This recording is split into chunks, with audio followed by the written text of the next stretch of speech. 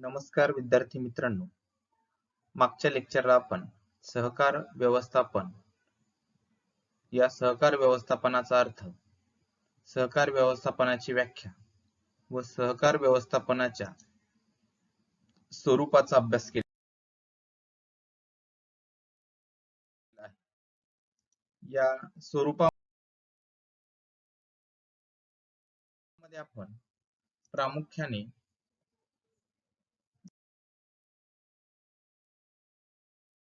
दोन जे काही स्वरूपाचे मुद्दे आहेत त्या दोन स्वरूपाच्या मुद्द्यांचा अभ्यास केलेला आहे.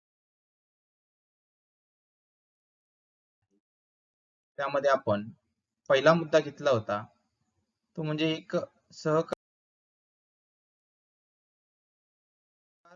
एक सार्वत्रिक किंवा मानवीय प्रक्रिया आहे आणि दुसरा मुद्दा घेतला होता तो म्हणजे ध्येय केंद्रित प्रक्रिया आहे. अशा प्रकारच्या या दोन मुद्द्यांचा अभ्यास, सहकारी व्यवस्थापनाच्या मुद्द्यांचा अभ्यास मागील तासाला केलेला आहे. विद्यार्थी मित्रांनो, आज आपण या सहकारी व्यवस्थापनाच्या स्वरूपाचा तिसरा मुद्द्याचा अभ्यास करणार आहे.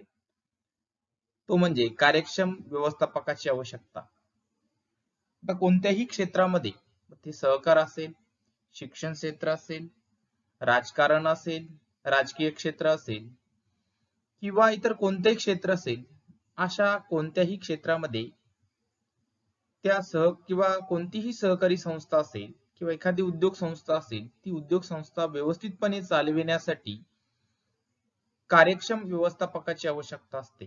कार्यक्षम व्यवस्थापकाशिवाय कोणत्याही संस्थेचा कारभार व्यवस्थितपणे चालविणे अशक्य असते.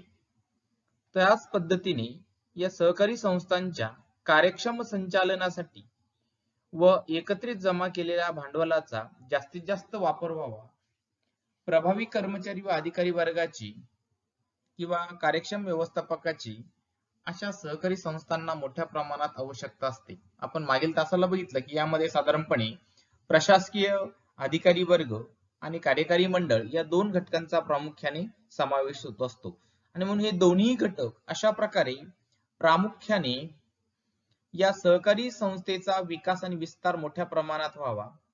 सहकारी ज्या संस्था आहेत त्या सहकारी संस्थांचे जे सभासद आहेत त्या सहकारी संस्थांच्या सभासदांनी जे काही भागभांडवल आणलेलं आहे त्या भागभांडवलाचा अधिक कार्यक्षमपणे वापर व्हावा.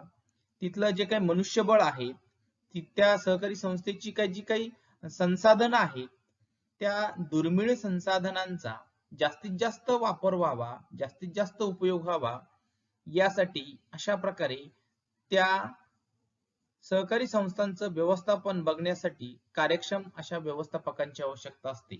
यामध्ये आपण बघितलं आहे की प्रशासकीय अधिकारी वर्गामध्ये प्रामुख्याने सहकारी विभागाचा सचिव असेल, त्यानंतर सहकारी विभागाचे आयुक्त आहेत, त्यानंतर प्रत्येक जिल्ह्यासाठी जिल्हा निबंधक असतो, तालुक्यासाठी तालुका निबंधक असतो आणि प्रत्येक सहकारी संस्थेसाठी अशा प्रकारे एक सरकारी अधिकारी ज्याला आपण सचिव असं म्हणतो तो सचिव असतो. त्याच पद्धतीने कार्यकारी मंडळामध्ये सभासदांनी निवडून दिलेले जे काही संचालक मंडळ असतं त्या संचालक मंडळामधून अशा प्रकारे अध्यक्ष आणि उपाध्यक्ष, मानद सचिव आणि संचालक मंडळ जे असतं ते निवडून दिलेलं असतं आणि म्हणून या सर्वांनी म्हणजे प्रशासकीय अधिकारी वर्ग आणि कार्यकारी मंडळाने अशा प्रकारे त्या सहकारी संस्थेचा कारभार व्यवस्थितपणे बघावा. आणि जर अशा प्रकारे हे कार्यकारी मंडळ आणि प्रशासकीय अधिकारी वर्ग जर कार्यक्षम असेल, हे दोन्ही घटक जर अधिक कार्यक्षम असेल, हे दोन्ही व्यवस्थापक जर अधिक कार्यक्षम असतील तर अशा सहकारी संस्थेचा विकास आणि विस्तार जलद गतीने होत असतो. म्हणून या सहकारी व्यवस्थापनाच्या स्वरूपाचा तिसरा महत्वाचा मुद्दा आहे तो म्हणजे कार्यक्षम व्यवस्थापकाची आवश्यकता.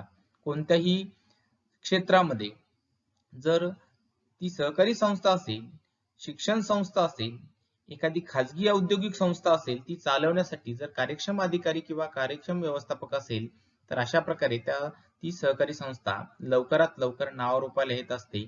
अशा सहकारी संस्थेचा किंवा त्या संस्थेचा विकास आणि विस्तार जलद गतीने होत असतो. त्यानंतर चौथा मुद्दा आहे व्यवस्थापकीय समन्वयाचा अभ्यास.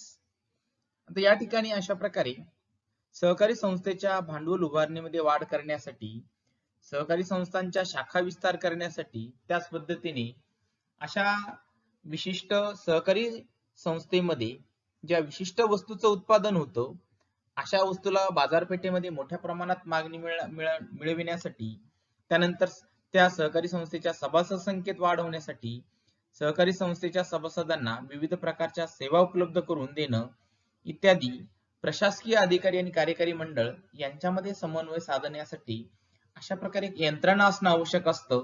आणि म्हणून अशा प्रकारे या सहकारी व्यवस्थापनाच्या माध्यमातून व्यवस्थापकीय समन्वय म्हणजे अशा प्रकारे वरती सांगितल्याप्रमाणे प्रशासकीय अधिकारी वर्ग आणि कार्यकारी मंडळ जे आहे या दोन्ही घटकामध्ये योग्य समन्वय कसा साधता येईल. प्रशासकीय अधिकारी वर्गामध्ये असणारे जे काही सचिव आहे, आयुक्त आहे, जिल्हा निबंधक, तालुका निबंधक किंवा सहकारी संस्थांचा सचिव असेल, यांच्या अधिकार आणि हक्क कर्तव्य यांची जर व्यवस्थितपणे जबाबदारी असेल, यांची जर व्यवस्थितपणे विभागणी केली तर अशा प्रकारे त्या सहकारी संस्थेच्या कारभारामध्ये सत्तेचं विकेंद्रीकरण करणं सहज शक्य होतं. त्याच पद्धतीने जे काही कार्यकारी मंडळामध्ये असणारा अध्यक्ष असेल, चेअरमन असेल, व्हाईस चेअरमन असेल, उपाध्यक्ष असेल, मानद सचिव असेल किंवा संचालक मंडळ असेल, अशा सर्वांचे जे काही हक्क, अधिकार आणि कर्तव्य हे याची जाणीव त्या घटकांना जर असली तर या दोन्ही घटकांमध्ये प्रशासकीय अधिकारी वर्ग आणि याच पद्धतीने कार्यकारी मंडळ या घटकांमध्ये समन्वय असतो. आणि असा समन्वय असेल तर त्या समन्वयातून आपोआपच या सहकारी संस्थांचा किंवा अशा सहकारी संस्थांचा विकास विस्तार जलद गतीने होत असतो. म्हणून या स्वरूपाचा तिसरा महत्त्वाचा मुद्दा आहे तो म्हणजे व्यवस्थापकीय समन्वयाचा अभ्यास. त्यानंतर चौथा मुद्दा आहे या सहकारी व्यवस्थापनाच्या स्वरूपाचा चौथा मुद्दा आहे मानवी व भौतिक संसाधनामध्ये समन्वय. आता सहकारी संस्थांमध्ये आपल्याला माहिती की जी काही भौतिक संसाधनं असतात ही भौतिक संसाधनं इतर संस्थांच्या तुलनेने दुर्मिळ असतात. अनेक सभासद एकत्र येतात. त्या सभासदांनी जे काही भाग भांडवल आणलेलं असतं त्या भाग भांडवलाच्या आधारे अशा प्रकारे ही संस्था नावारूपाला येत असते, संस्था मोठी होत असते. आणि म्हणून अशा प्रकारे ही जे काही भौतिक संसाधनं आहेत त्याच पद्धतीने जी काही मानवी संसाधनं आहेत या भौतिक आणि मानवी संसाधनामध्ये योग्य समन्वय घडून आणण्याचं काम या ठिकाणी या सहकारी व्यवस्थापनाच्या माध्यमातून केलं जातं. आणि म्हणून सहकारी संस्थांच्या स्वरूपाचा हा एक महत्त्वाचा मुद्दा आहे की मानवी आणि भौतिक संसाधनाचा समन्वय. म्हणजे अशा प्रकारे या ठिकाणी अधिकारी वर्ग असेल किंवा कार्यकारी मंडळ असेल किंवा प्रशासकीय अधिकारी वर्ग असेल यांनी या सर्व त्या सहकारी संस्थांचे जे काही भौतिक संसाधन आहेत, त्यानंतर सहकारी संस्थेचे जे सभासद वर्ग आहे, सहकारी सभासदांनी आणलेले जे काही भाग भांडवल आहेत या विविध घटकांमध्ये समन्वय साधून जास्तीत जास्त म्हणजे जी काही दुर्मिळ अशी संसाधनं आहेत त्या दुर्मिळ अशा संसाधनांचा जास्तीत जास्त वापर कसा होईल, जास्तीत जास्त सभासदांचा विकास कसा होईल या दृष्टिकोनातून विचार करणं आवश्यक असतं. आणि म्हणून अशा प्रकारे या ठिकाणी या सहकारी संस्थेचा विकास विस्तार कसा होईल, त्याच पद्धतीने या सहकारी संस्थेच्या मानवी व भौतिक संसाधनामध्ये समन्वय जर असेल तर अशी सहकारी संस्थांमध्ये चुकीच्या कामाचं कोणतंही समर्थन केलं जात नाही किंवा अशा सहकारी संस्थांमध्ये कोणत्या प्रकारचा भ्रष्टाचाराला वाव मिळत नाही.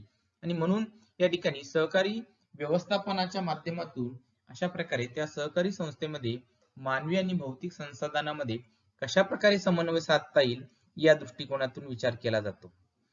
त्यानंतर पुढचा 6वा मुद्दा आहे तो म्हणजे गतिमान कार्य.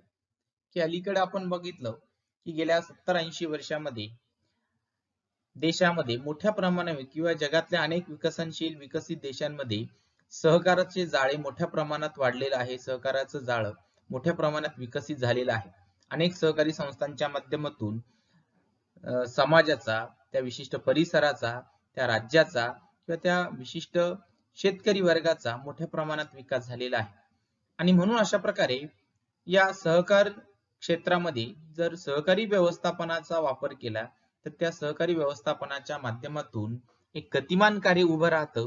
आणि त्या गतिमान कार्याच्या माध्यमातून त्या सहकारी संस्थेकडे उपलब्ध असणारी सुसज्ज इमारत, त्यांच्याकडे उपलब्ध असणारा कर्मचारी वर्ग, तज्ञ अधिकारी वर्ग त्यांना जर आधुनिक प्रशिक्षण दिलं तर अशा प्रशिक्षणाच्या माध्यमातून त्या सहकारी संस्थेकडे उपलब्ध असणारे जे काही दुर्मिळ संसाधन आहे त्या दुर्मिळ संसाधनाचा जास्तीत जास्त पुरेपूर वापर करून त्या सहकारी संस्थेचा विकास विस्तार कसा करता येईल, सहकारी संस्थेमध्ये असणाऱ्या ज्या काही अनागोंदी आहेत किंवा सहकारी क्षेत्रामध्ये असणारे जे काही भ्रष्टाचारासारखे घटक आहेत ते कमी कसे करता येईल याचा देखील यामध्ये विचार करता येतो.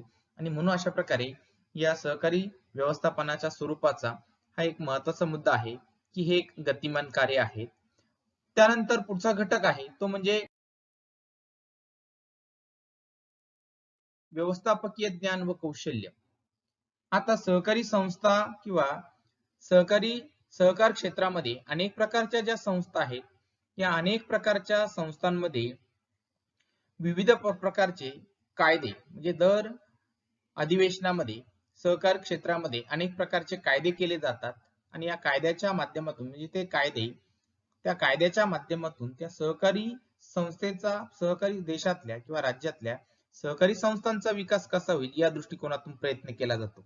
आणि म्हणून अशा प्रकारे या ठिकाणी या सहकार विभागातील विविध कायदे असतील, त्यानंतर सहकार विभागामध्ये काम करणारे प्रशासकीय अधिकारी वर्ग असतील, व्यवस्थापकीय कौशल्य त्यांच्याकडे असणारे व्यवस्थापकीय कौशल्य असेल, त्यांच्याकडे असणारे ज्ञान जे काय असतं ते या विविध घटकांना मिळणं आवश्यक असतं. आणि म्हणून सरकार यासाठी अशा प्रकारे अनेक प्रकारचे प्रशिक्षण कार्यक्रमांच्या माध्यमातून या विविध घटकांना असं कौशल्य किंवा ज्ञान किंवा अशा प्रकारचं प्रशिक्षण कसं देता येईल या दृष्टिकोनातून नेहमी प्रयत्न करत असतात. आणि म्हणून व्यवस्थापकांना सहकार विभागाकडून केले जाणारे नवनवीन कायदे, व्यवस्थापनातील नवीन बदल, त्यानंतर व्यवस्थापनामध्ये किंवा सहकार क्षेत्रामध्ये जे काही नवनवीन कायदे केले जातात त्या कायद्याची अंमलबजावणी कशी करावी यासारखे जे काही विविध बाबी आहेत त्या बाबींचं प्रशिक्षण देण्याचं काम या सहकार व्यवस्थापनाच्या माध्यमातून केलं जातं. त्यानंतर या घटकांना वेळोवेळी प्रशिक्षण दिल्याने या सहकार क्षेत्रामध्ये काम करणारे कार्यकारी मंडळ असेल, प्रशासकीय अधिकारी वर्ग असेल यांच्या कार्यक्षमतेमध्ये वाढ होते आणि त्यांची कार्यक्षमता वाढली, त्यांना अत्याधुनिक संसाधनं उपलब्ध करून दिली तर त्या अत्याधुनिक संसाधनाच्या माध्यमातून कार्यक्षमतेत वाढ होऊन सहकारी संस्थांचा जो काही तोटा आहे तो कमी होतो. त्यानंतर त्यांच्या कार्यक्षमतेत वाढ होते. कार्यक्षमतेत वाढ झाल्याने अशा सहकारी संस्थांचा विस्तार विकास जलद गतीने होतो आणि आपोआपच सहकार क्षेत्रामध्ये अशा प्रकारचा जो काही सहकार किंवा अशा प्रकारचा जे काही चुकीचे जे काही काम होतं ते काम कमी केले जातात. आणि म्हणून अशा प्रकारे या ठिकाणी ह्या स्वरूपाचा महत्वाचा मुद्दा आहे की व्यवस्थापकीय ज्ञान व कौशल्य हे याचा एक महत्वाचा भाग आहे. त्यानंतर सहकारी व्यवस्थापनाचं स्वरूप आहे त्यातला शेवटचा घटक आहे विशेष प्राधिकरण यंत्रणा.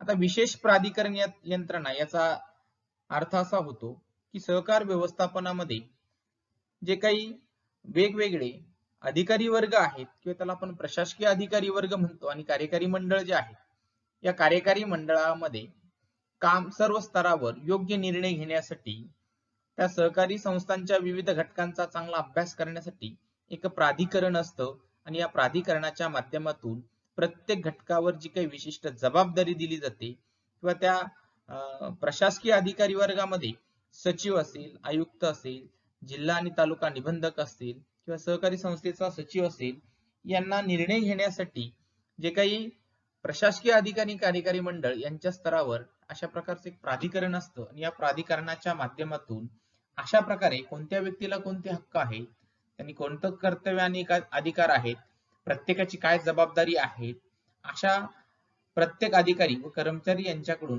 कोणते कार्य अपेक्षित आहे आणि कोणी कोणास कोणता आदेश किंवा अहवाल देणे आवश्यक आहे यासाठी अशा प्रकारची ही प्राधिकरण यंत्रणा एक व्यवस्थितपणे काम करत असतं. आणि म्हणून या ठिकाणी या व्यवस्थापकीय किंवा सहकारी व्यवस्थापनामध्ये अशी विशेष प्राधिकरण यंत्रणा असल्यामुळे या ठिकाणी या सहकार क्षेत्रामध्ये काम करणारे प्रशासकीय अधिकारी वर्ग असतील किंवा त्याच पद्धतीने कार्यकारी मंडळ जे आहे किंवा कार्यकारी मंडळामध्ये चेअरमन किंवा अध्यक्ष, उपाध्यक्ष आणि मानद सचिव आणि त्याच पद्धतीने हे जे काही संचालक मंडळ आहे, सभासद आहे त्यांचे हक्क हक्क, कर्तव्य, अधिकार कोणते आहेत आणि एकमेकांच्या अशा प्रकारे हक्क, कर्तव्य आणि अधिकारावर कोणत्या प्रकारची गदा येत नाही म्हणून ही विशेष प्राधिकरण यंत्रणा हा याचा एक भाग आहे. त्यानंतर पुढचा घटक आहे म्हणजे या एकूण जे काही आपण 2 लेक्चर घेतलेले आहेत, लेक्चर फर्स्ट आणि सेकंड, या लेक्चर फर्स्ट आणि सेकंड मध्ये आपण अशा प्रकारे सहकार व्यवस्थापन म्हणजे काय, त्या सहकार व्यवस्थापनाचा अर्थ, व्याख्या आणि त्या सहकार व्यवस्थापनाचं जे काही स्वरूप आहे त्या स्वरूपाच्या 8 मुद्द्यांचा जो अभ्यास केलेला आहे, यावर तुम्हाला असाइनमेंट साठी क्वेश्चन येईल की खालील प्रश्नांचे 200 शब्दात उत्तर लिहा आणि प्रश्न असणार आहे सहकार व्यवस्थापनाची व्याख्या सांगून सहकार व्यवस्थापनाचे स्वरूप स्पष्ट करा. अशा प्रकारचा प्रश्न तुम्हाला परीक्षेत विचारला जाईल आणि यासाठी विद्यार्थी मित्रांनो तुम्हाला या एकूण या 8 मुद्द्यांच्या आधारे तुम्ही अशा प्रकारे हा घटक कंप्लीट करू शकता आणि म्हणून हा प्रश्न तुम्हाला परीक्षेसाठी इथपर्यंत आपण थांबू. Okay, thank you.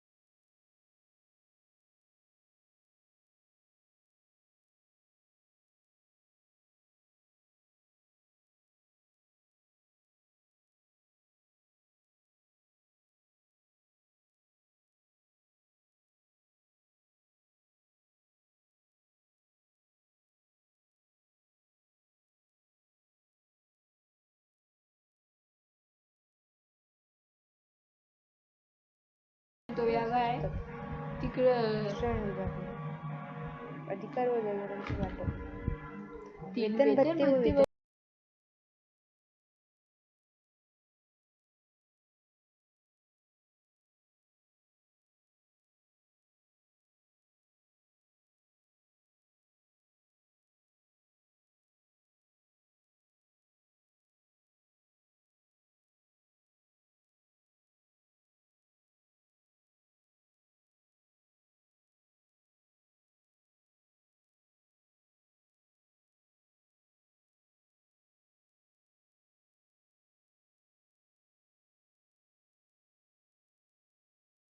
चौथी क्रिया आहे सूत्रबद्ध मालिका, केंद्रीकरण व विकेंद्रीकरण, क्रमबद्ध मालिका, सेवेतील स्थैर्य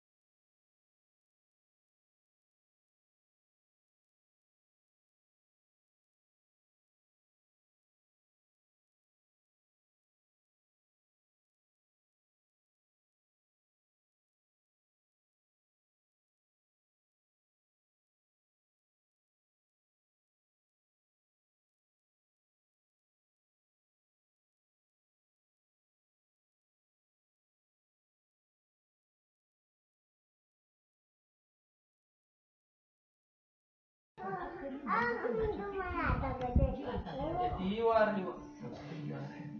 दिलीपची आई नाही का? दिवस आहे भाऊ नाही तुला.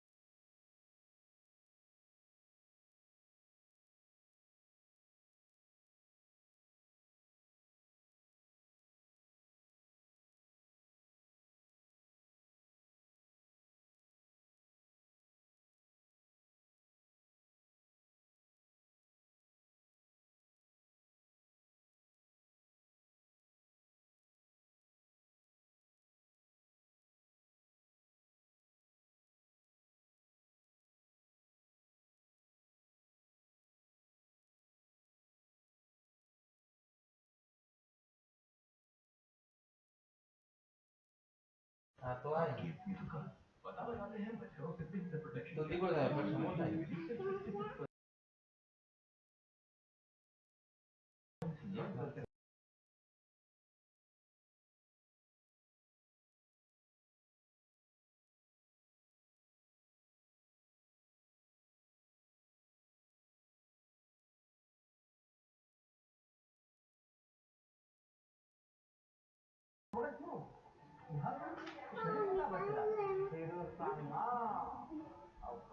ये इकडून यायला पाहिजे होतं.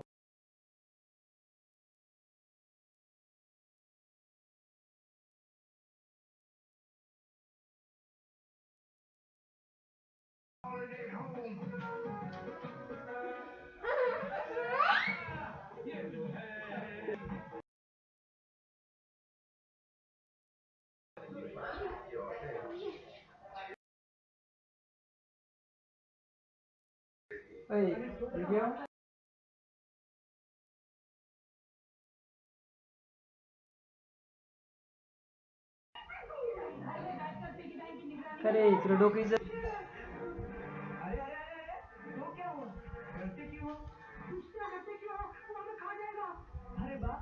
मेरे होते कैसे खा जाएगा? तुम कोई शेर बन बनो जो तुमसे डर जाएगा। ये भी ठीक है। फिर तो एक ही उपाय है बचने का। क्या? किसी पेड़ पर चढ़ जाते हैं। सुना है कि शेर पेड़ पर नहीं चढ़ सकता। हाँ, ये